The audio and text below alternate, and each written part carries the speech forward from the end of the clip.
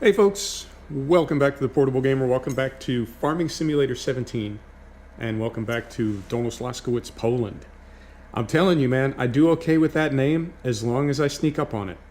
As long as I surprise myself with it. Everything is fine. If I think about it, it's not so good. It's not so good. So, we're still on day one. It's getting into afternoon, getting into late afternoon, early evening. 16:15 approximately right now, and looking at our map, there it is, looking at our map of the fields that we own, and I always forget which thumbsticks move the map around. So 31, 33, 34 on the other side of the highway, you know, we did see those with wheat, and 21, we put potatoes in last week, and 23, we were manually working on 23 on the let me see. I think we finished plowing it and then we cultivated it. I don't remember. But anyway, we got field 23 prepped. And I was going to plant potatoes off camera and then hop in on some grass work. But I realized I sort of follow that same rhythm a lot as we start a new farm. And we didn't plant potatoes on camera last week. We had the Deutschfahrer do it on a worker while we hopped in our dang old MB track, which I love. But let's plant some potatoes is what I'm getting at. That's what I'm trying to say. Let's plant some potatoes. And we're going to do that in field 23. Now, looking down, I don't know if you can see it because it's pretty subtle, but this does have the multi-terrain angles. You know what I'm saying. In the field 23 to the right of the MB track, you can see the marks from the cultivator sort of swirl around, right, as you do. In base game, I believe all the striations left by a piece of equipment are either 0 degrees, 90 degrees, and then I think in 17 it added the other cardinal points. But they basically 0 degrees, 45 degrees, 90 degrees, etc. When you have the multi-terrain angle, that's when you can get like the crop circle effect. However, looking over here to our left, I believe the potato texture, in fact, you can see a good example of it right there. This is not something that's going to happen with the potato texture, and the reason why is I believe that this is the only true 3D texture in the game. But the problem is you can't get down low enough. Shorty got low, but not low enough. Shorty did not get low enough to determine whether or not this is truly a 3D texture or whether it's just kind of a trick of the eye that they play. I don't know, but what I'm saying is, let me hop back in here. We've got this island. Now, I know what I would do in real life, but I think if we try to do that in farm life, things may not work out so well. So we're gonna have to improvise. But I can already see, like in my mind's eye, I can already see how I want this to go. I think. And I have no idea how it's going to work out. And I also, the reason I mention those textures is I guess by way of disclaimer, because this thing could be just a big angular mess when it's done. Because the first length we're going to put in that's going to sort of determine like the whole rest of the field may not be on one of those cardinal compass axis point angle things. You know what I'm trying to say. Therefore, yeah, it might be, but I'm going to make a long row from here all the way to the other end of the field. Ooh, before I do that,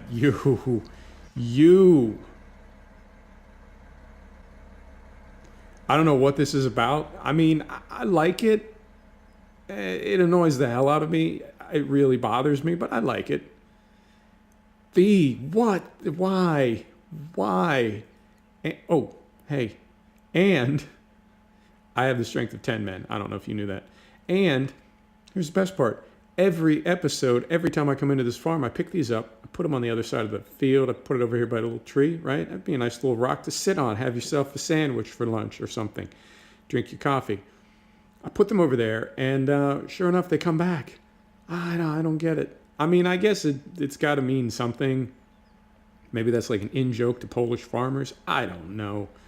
But I do have concerns because there are several of those across the highway in our wheat fields, and we're not going to be able to see them when we're in our combine harvester until we basically hit them. So, we'll see about that. Right, I need to check one other thing. So, ridge markers is going to be... do I get... Is it both? Surely I can control ridge markers with my... No, I don't think I can. Okay. All right. Well, you may hear a little tap, tap, tapping on the keyboard. So, let's see how this first row goes, because this is going to, like I said, sort of determine all the other rows. Right. Put her in gear. Turn our potato. Is it a planter? Is it a seeder? It's not a drill. Right. That's good, that's good, that's good. Here we go.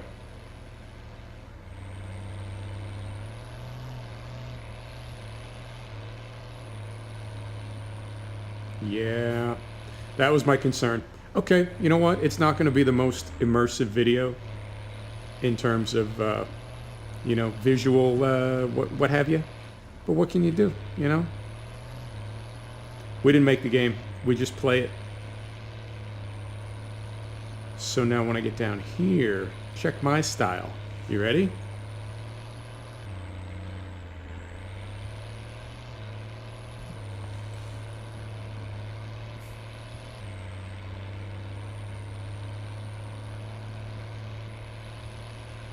And I think we may be able to fit 2 rows to our left, which would be what? East? South? I don't know. Over there. We may be able to fit 2 rows over there. Now, then we do... Is it that? Is it that?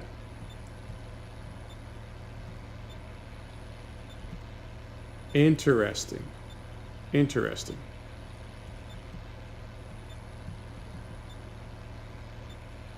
Huh, okay.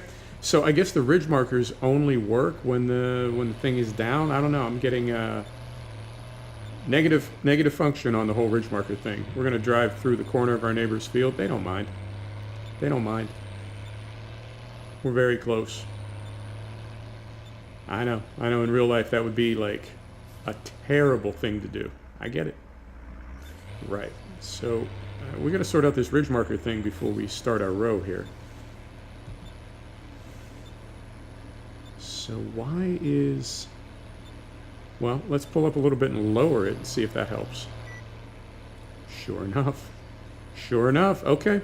That was on one command. I didn't put the ridge marker out again. I just lowered the thing.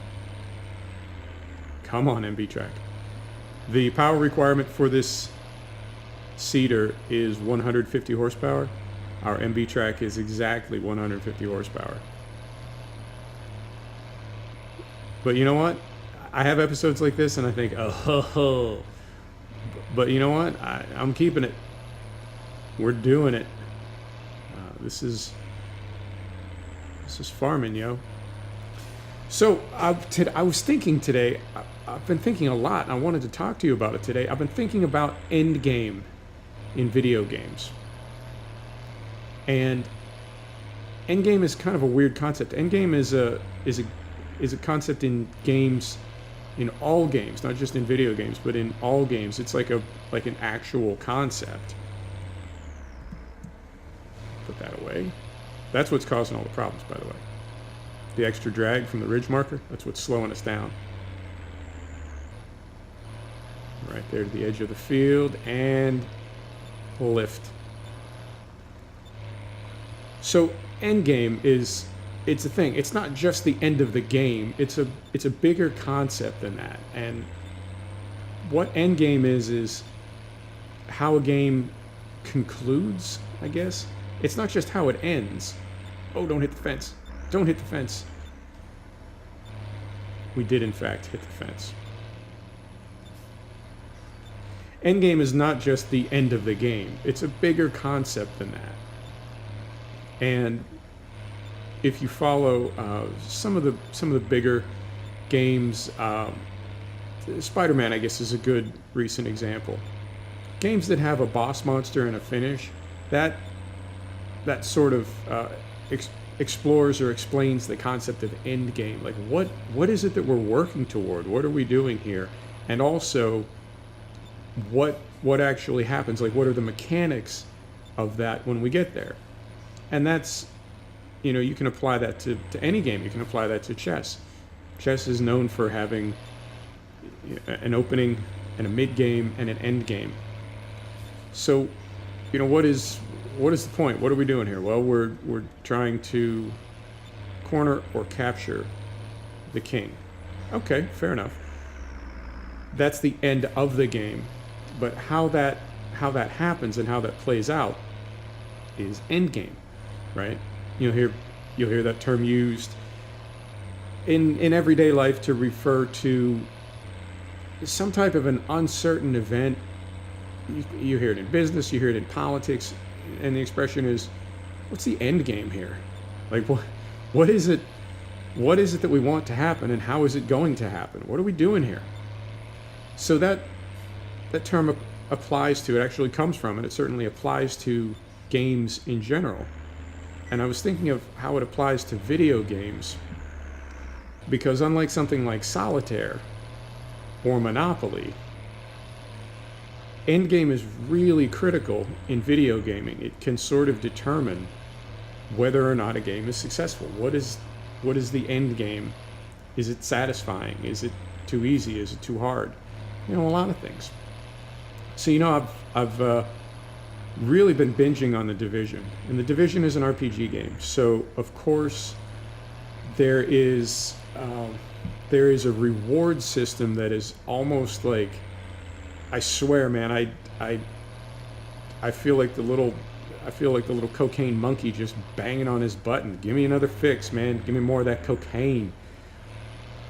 And what I'm trying to do, what I'm playing so hard for right now, is to complete some gear sets. And I won't get into all the nomenclature and all the ins and outs of how RPG games work. You don't care about that. Or if you do care about it, you already know. But bottom line is, in RPG games, you collect gear to make your character stronger and more capable so that you can do harder missions.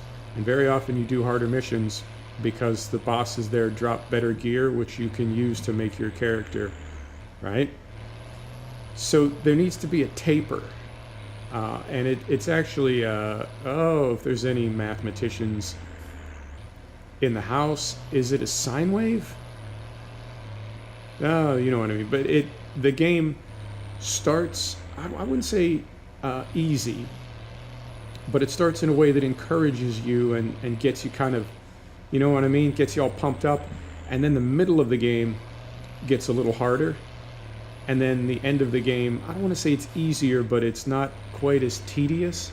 And then the very end of the game, like after you beat it, that's when it does get, for lack of a better word, extremely tedious, because you're chasing a very limited number of things that you need to happen, right? The more gear you get, the less gear there is for you to get, because there's a specific amount of it, a specific set of it, right? So it's like rolling dice. If you roll a dice, the odds of you getting any given number are about 1 in 6, right?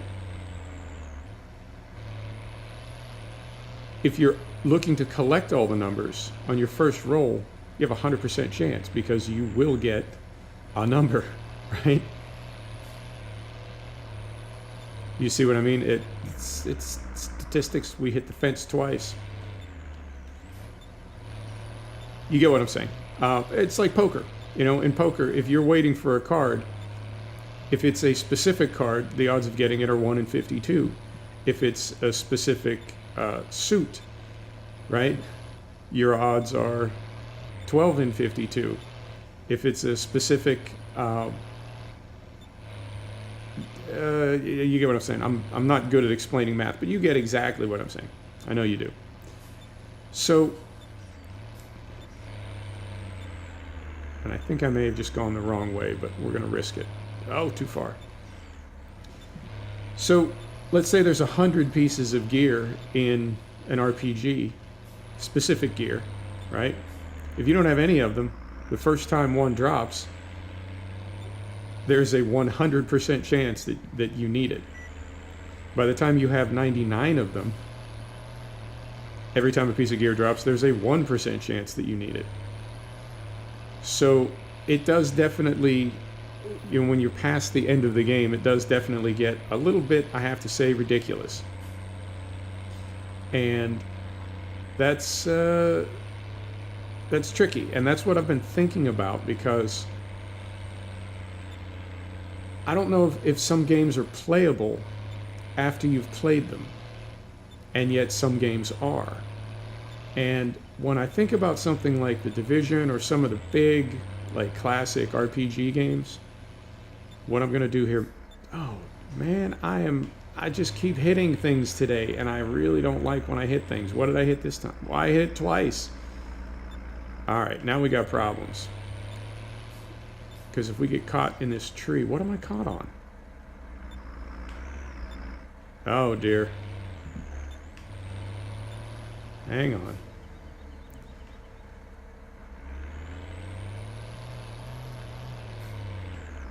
Well, I can't even see what we're caught on. Oh, you know what? Some days it's better not to record. This is crazy because the traffic signs in this game have the collision turned off. Oh, folks, I'm sorry. I hate when this happens. Because I don't know, I can't really see what we're caught on, so I don't know what to do to get away from it.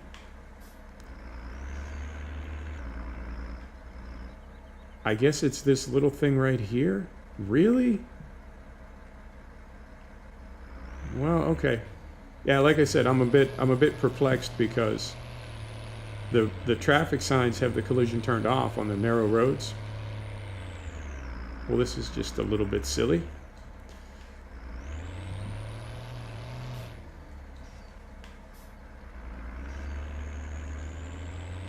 Whew. All right. We will not cut through there again.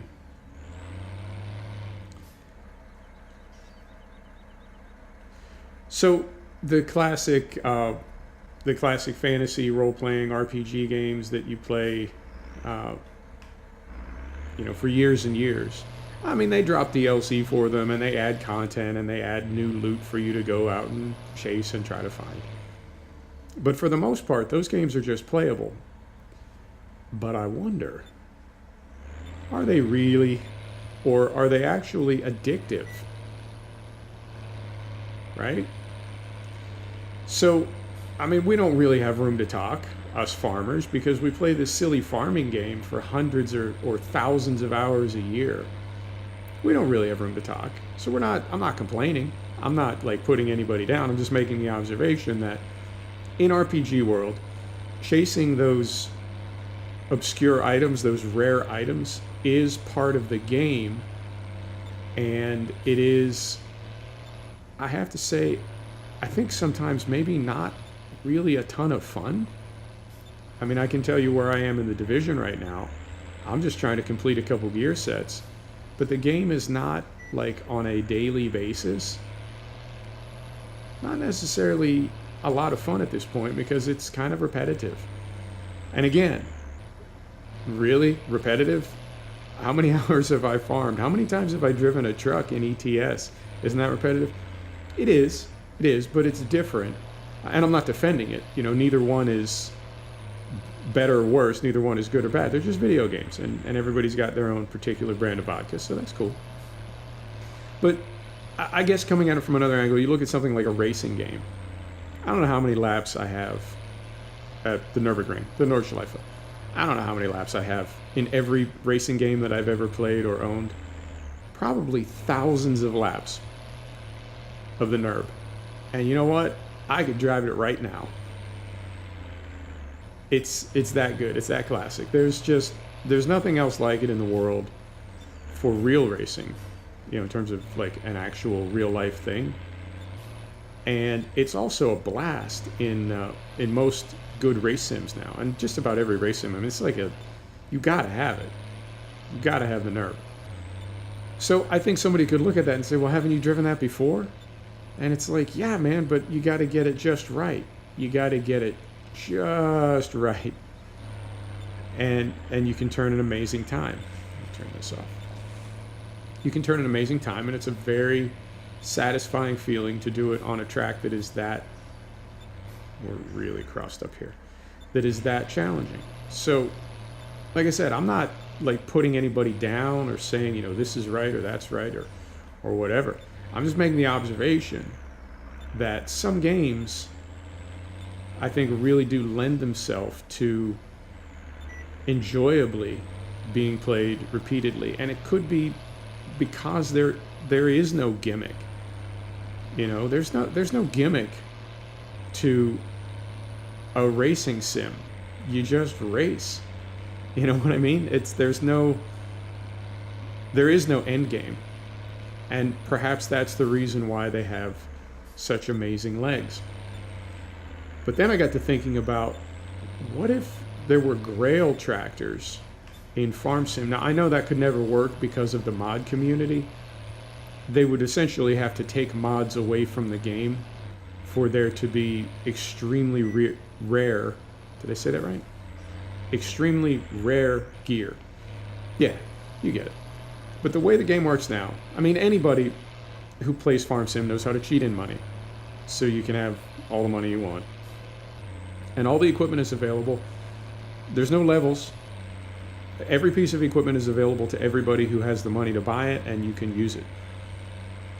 So if they were to change that, right? If they were to have extremely rare tractors, like let's say, I don't know, harvest X amount of crop, and as a reward you get a tractor.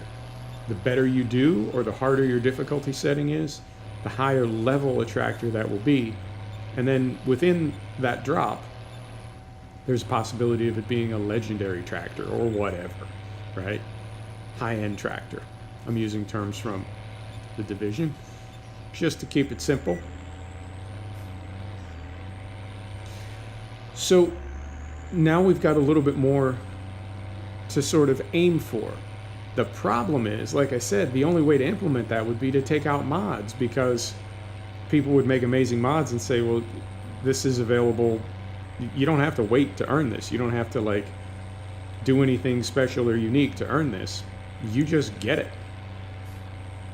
And those tractors would, in all possibility, in all probability, be as good or better than the tractors that we would be waiting for. Am I making sense? The concept of rare loot does not work in a mod context, or at least not those kinds of mods. I think I said that all right. So yeah, but I got to thinking about that, and I guess I was thinking of it all in the context of endgame, and realizing that for our sims and for our race games, there really is no endgame. This is just, it's just something you can do. And that really, that's it. I guess, well, it's definitely interesting, fascinates me, but it's also, I don't know, it leaves us so open-ended. You know, there is no boss monster in Farm Sim. So, and I guess, you know, for it to be what it is, for it to be a relaxing kind of chill sim, I guess that's not just smart, but that's probably best. You know, this is never a game that you could hate. And I know RPG games are definitely games that you can hate. And that sounds weird to say too. Like, why would you do something that you hate? But again, it's that literally addictive component of RPG games. Like you can Google RPG addiction. It's not a joke, man. Those games will get you hooked because there's always one more thing. And I feel like, you know, certainly Ubisoft and, you know, Electronic Arts and Rockstar and some of these others, they're not shady companies. They're not fly-by-night, although Bethesda, ugh. But they're for real companies. You know, they're not playing, and they know what they're doing. And it does make you wonder sometimes, what would happen if a company like Electronic Arts, not going to get caught in a tree, what would happen if a company like Electronic Arts made, say, a farm sim or a truck sim? Would it be the kind that we're used to? Or would it be more, I don't want to say the corporate kind, but when I think about something like Farm Sim, I mean, by game studio standards, this is almost an indie game. You know, Giants is a pretty small studio. I know they're handled by Focus and et cetera, but I mean, Truck Sim is the same way. SCS they're growing. They're much bigger than they used to be. Moment, let me get this lined up. They're much bigger than they used to be, but they're still pretty small, you know, as far as game studios go. So does the fact that they are smaller and more independent let them make games that are more sort of open-ended and less addictive? I don't know. I do think about this, though. I think about legs on games. You know, how playable is a game, and can there be a game that is, for lack of a better word, intense, that stays playable and not in an addictive way, but in a real way, in the same way that Farm Sim is? To me, this game was infinitely playable. I could play this game forever. You know, keep the graphics improving, keep the equipment coming, add features to it. I'll be right as the mail. Truck Sim, same way. You know, I would like to see some additional trucks in there. I don't know how many more brands there are, but whatever. You know, I've played that game forever. I think it's a blast. So these games remain playable, but they don't have an end. You know, they don't stop. And I wonder if that's why they stay so playable, is because there is no boss monster. There is no end game, and there is no moment we get to in Farm Sim where we have beaten the game or where we have won. You can own every piece of equipment in the game. You can have played every significant mod map, but you still haven't really beaten the game, because it's not the kind of game you beat. That right there, that is timing. Holy smokes. Folks, if you hung in there through that very slow video, I really do appreciate you, because that was, we were fighting it with the MB track, but I did not want to go get the Deutz. But that wraps us up. Thank you so much for stopping back to check out The Portable Gamer. Thanks for joining us for another episode of Farming Simulator 17 from Dolnośląska Wieś, Poland. And we'll see you next time. Take care now.